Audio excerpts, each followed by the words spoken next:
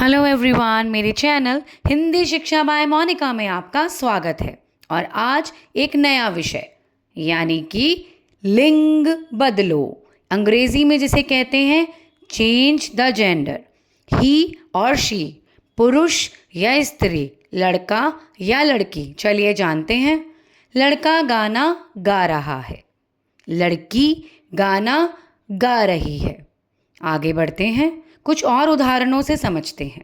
दादाजी सैर कर रहे हैं, दादी जी सैर कर रही हैं। इन चारों ही वाक्यों में लड़का और दादाजी, यह दोनों शब्द पुरुष जाति के शब्द हैं, यानी कि मेल, यानी कि ही। और लड़की और दादी जी स्त्री जाति के शब्द हैं, यानी कि फीमेल, यानी कि शी।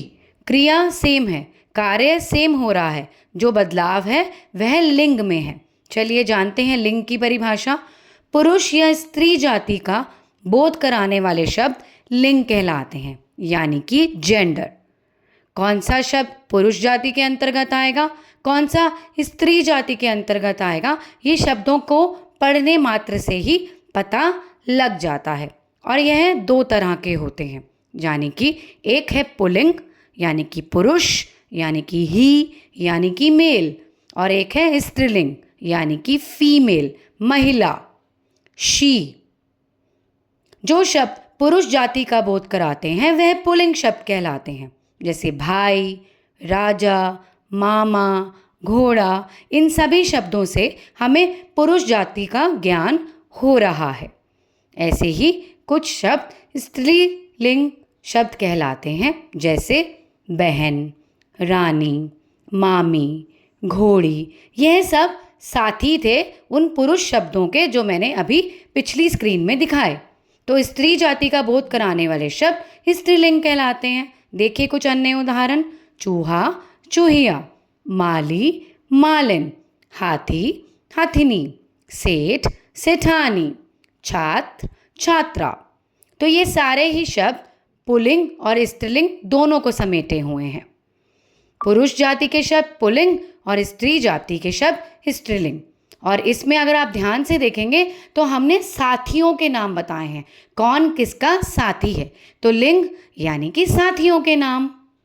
अब देखिए कुछ शब्द सदा पुल्लिंग ही रहते हैं, जैसे महीनों के नाम। अंग्रेजी महीने और हिंदी महीने।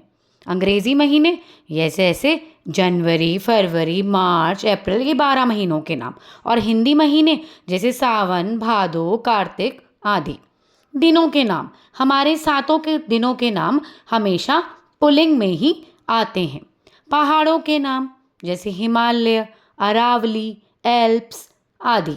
ग्रहों के नाम जैसे सूर्य, बुध, शुक्र, शनि। बस पृथ्वी एक ऐसा ग्रह है जो बड़ी ई की मात्रा से अंत होता है, और बड़ी ई की मात्रा से अंत होने वाले सभी शब्द स्त्रीलिंग जाति के अंतर्गत आते हैं। अब आते हैं धातुओं के नाम पर, जैसे सोना, तांबा आदि। पर इसमें भी एक धातु ऐसा है चांदी, जो अंत हो रहा है ई की मात्रा से, यानी कि वो स्त्रीलिंग जाति का शब्द है। अब आते हैं देश और राज्यों के नाम पर। भारत, जापान, इंडोनेशिया, मध्य प्रदेश, मेघालय आदि। ये सभी देश और राज्यों के नाम, अन्य भी जिनके नाम मैंने नहीं बताए हैं, ये सभी पुल्लिंग जाति के अंतर्गत आते हैं। अब देखते हैं कुछ शब्द जो सदा स्त्रीलिंग ही होते हैं, जैसे भाषाओं के नाम। हमारी भाषाएं हिंदी, गुजराती, अंग्रेजी। हमारी लिपियाँ देवनागरी, रोमन, ब्रेल। हमारी नदियाँ गंगा, ब्रह्मपुत्र, गोदावरी। तो भाषाओं के नाम, लिपियों के नाम और नदियों के नाम ये सदा ही स्त्रीलिंग जाति के अंतर्गत आते हैं। अब ऐसे भी कुछ शब्द हैं जिनके आगे वाक्यों को प्रयोग करने से उनके लिंग का पता चलता है, जैसे कि बोतल। अब हम कैसे बोलेंगे, बोतल भरा है या बोतल भरी है? ऑफ कोर्स हम बोलेंगे बोतल भरी है, तो उसको बताने से ही हमें लग जाएगा पता कि वो स्त्रीलिंग जाति का शब्द है। ऐसे ही चश्मा, चश्मा पहना है या चश्मा पहनी है, तो पता है हमें कि चश्मा पहना है, तो जैसे ही हमने पहना बोला हमें पता लग गया कि वो पुल्लिंग जाति का शब्द है। तो ऐसे कुछ शब्द होते हैं जिनके आगे हमें वाक्य लगाकर पता करना पड़ता है कि वो पुल्लिंग जाति के शब्द हैं या स्त्रीलिंग जाति के। तो आज की वीडियो में इतना ही। यह था विषय लिंग बदलो। मिलती हूँ अगली वीडियो में एक अगले विषय के साथ।